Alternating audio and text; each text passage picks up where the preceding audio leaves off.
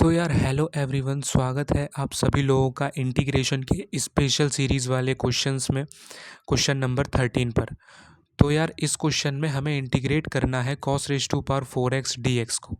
तो जैसा कि हमारी पूरी सीरीज़ में जितने भी मेरे भाई सवाल हैं वो सारे रेलिवेंट सवाल हैं और बोर्ड में आए हुए PYQs हैं।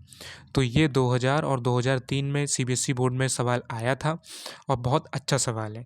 इससे पहले जो 12th क्वेश्चन था उसमें हमें इंटीग्रेट करना था sin raise to power 4x dx को, वो भी बोर्ड्स में आया था और वो भी बहुत रेलिवेंट सवाल था, अच्छा सवाल था। ठीक है, तो ये दोनों ही सवाल जिसमें पावर 4 होती है, ये दोनों ही साइन और कॉस के बहुत इंपॉर्टेंट हैं। ठीक है, और इनको करने का तरीका है और ये मेरे भी फेवरेट हैं।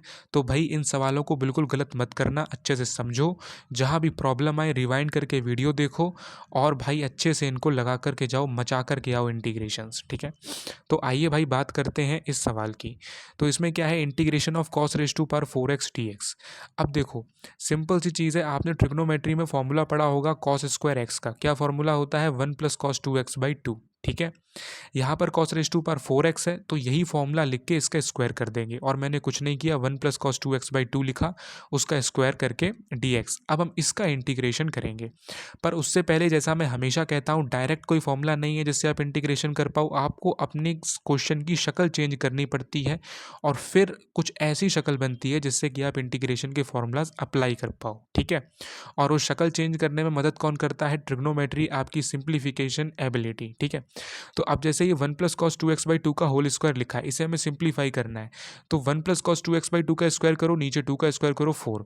अब 1 प्लस कॉस 2x/2 का स्क्वायर आप जानते हो, a प्लस बी का होल स्क्वायर वाला फॉर्मूला लगाओ, वही मैंने लगाया है। तो क्या बना, 1 plus cos square 2x plus 2 cos 2x/4 dx। Simple सी चीज़ है भाई, बच्चों वाली चीज़ है, तुम 8th क्लास से ये चीज़ करते आ रहे होगे। बस वहाँ पे साइन कॉस वगैरह नहीं होते थे, लेकिन तो क्या हुआ, a प्लस बी का होल स्क्वायर तो होता था, वही किया है और कुछ नहीं। ठीक है, अब देखो यहाँ पर जो 4 है वो कांस्टेंट है, तो मैं हमेशा कहता हूँ कि कांस्टेंट टर्म को इंटीग्रल के साइन से बाहर लेकर के जाओ। तो 4 डिनोमिनेटर में है तो बाहर जाएगा तो क्या बनेगा, 1/4। ठीक है, अंदर हमें अब किसको इंटीग्रेट करना है, 1 plus 2 cos 2x plus cos square 2x को। ठीक है, कोई दिक्कत नहीं होनी चाहिए, बहुत बढ़िया।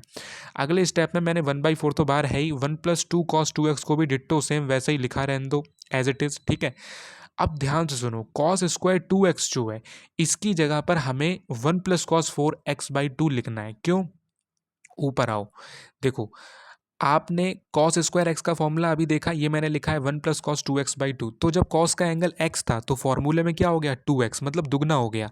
अब जब कॉस का एंगल 2x है तो फॉर्मूले में क्या होगा, अब भी दुगना होगा, तो 2x का क्या हो जाएगा, 4x। तो कॉस स्क्वायर 2x का फॉर्मूला क्या बनेगा, 1 प्लस कॉस 4x/2। इसीलिए मैंने यहाँ पर कॉस स्क्वायर 2x की जगह पर 1 प्लस कॉस 4x/2 लिखा। समझ में आ गया कैसे आया कैसे नहीं आया, मैं हर एक चीज़ बता रहा हूँ जो भी लिखी है, कोई भी चीज़ बाउंस नहीं कर रहा हूँ। ठीक है, अब 1/4 वैसे ही लिखा रहने दो। अब भाई कुछ नहीं किया मैंने, इस स्टेप में मैंने केवल एलसीएम लेके सॉल्व किया है।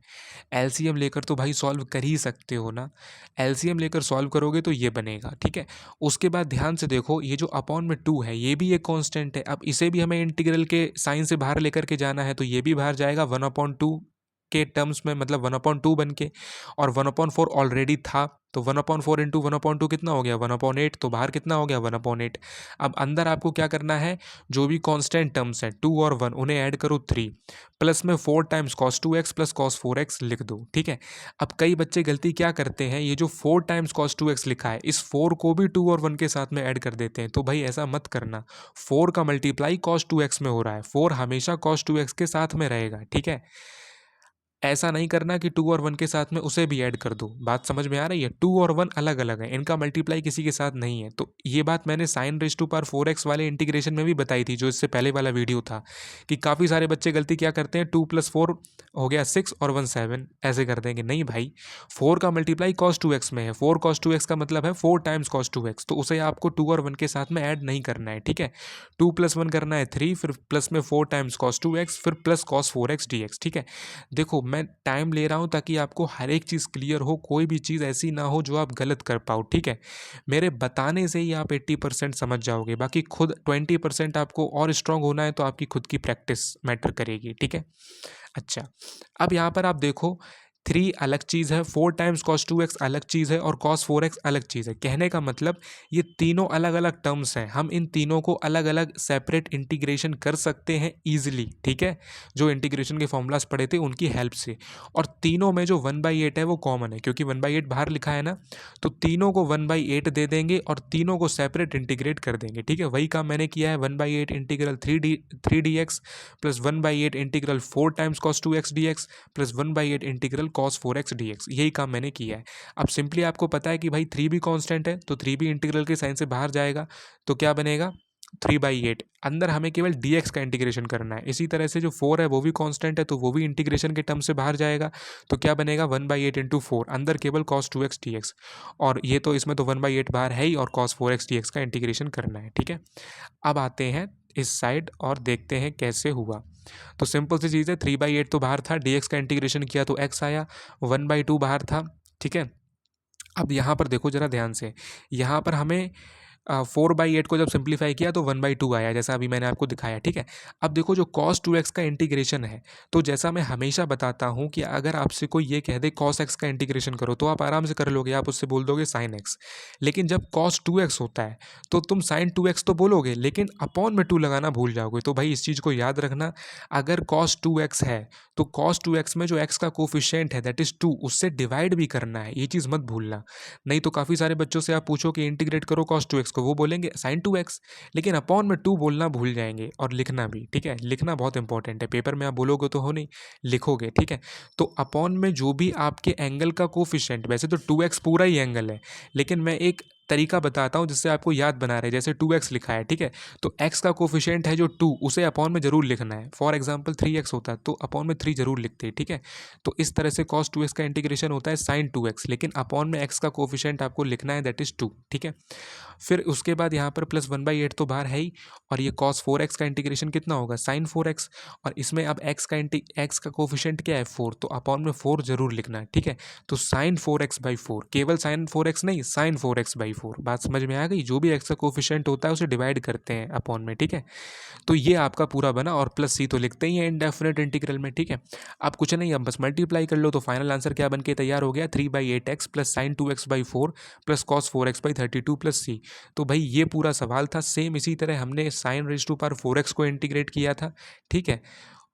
सेम इसी अप्रोच से उसमें भी साइन स्क्वायर एक्स का फॉर्मूला 1 माइनस कॉस 2x/2 होता है, वो रखा था, फिर आगे फर्दर सॉल्विंग करी थी सिंप्लीफिकेशन करके, ठीक है? तो यार ये दोनों ही क्वेश्चंस बहुत इंपॉर्टेंट थे, और 2 बार बोर्ड में आ चुके हैं ये दोनों ही क्वेश्चंस, ठीक है? वो वाला भी, साइन वाला भी और कॉस वाला भी। उसका वीडियो आपको देखना है तो आप हमारा इससे पहले वाला वीडियो है उसी का, वो आप हमारे चैनल पर जाकर विजिट कर सकते हो, ठीक है? और यार ऐसे ही हम अच्छे वीडियोज़ डालते रहते हैं, तो आपको कोई भी, जैसे हम जो नया वीडियो अपलोड करेंगे उसका नोटिफिकेशन आपसे मिस ना हो, इसलिए आप सब्सक्राइब करो, जिससे कि यार हमारी भी हेल्प हो और आपकी भी हेल्प होगी, ठीक है ना? हमारी भी हेल्प होती है, ऐसी बात नहीं है, और आपकी भी हेल्प होगी, दोनों लोगों की ही हेल्प होगी, ठीक है? जो भी नया वीडियो आएगा, और देखो सारे रेलिवेंट क्वेश्चंस होंगे, सारे इंपॉर्टेंट क्वेश्चंस होंगे, बोर्ड में आए हुए क्वेश्चंस होंगे, ठीक है?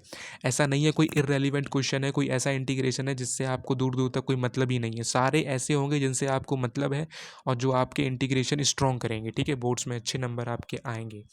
ऐसे सारे के सारे सवाल होंगे, सारे PYQs होंगे, ठीक है? तो हम जैसे जो भी वीडियो डालें आपसे नोटिफिकेशन मिस ना हो, इसलिए प्लीज़ चैनल को सब्सक्राइब जरूर करें, जिससे कि आप हमारा लेटेस्ट वीडियो देख पाओ, कॉन्सेप्ट समझ पाओ, और कौन कौन से इंपॉर्टेंट क्वेश्चन है उनको ज़्यादा से ज़्यादा प्रैक्टिस कर पाओ, ठीक है? तो यार मिलते हैं आपसे नेक्स्ट वीडियो में एक और नए क्वेश्चन के साथ में। तब तक के लिए पढ़ते रहें, स्वस्थ रहें, प्रसन्न रहें, मस्त रहें, वीडियो देखते रहें और पढ़ाई करते रहें, क्योंकि अभी से पढ़ाई करेंगे तो पेपर के टाइम पे प्रेशर नहीं होगा। मिलते हैं नेक्स्ट वीडियो में। वीडियो देखने के लिए बहुत बहुत धन्यवाद।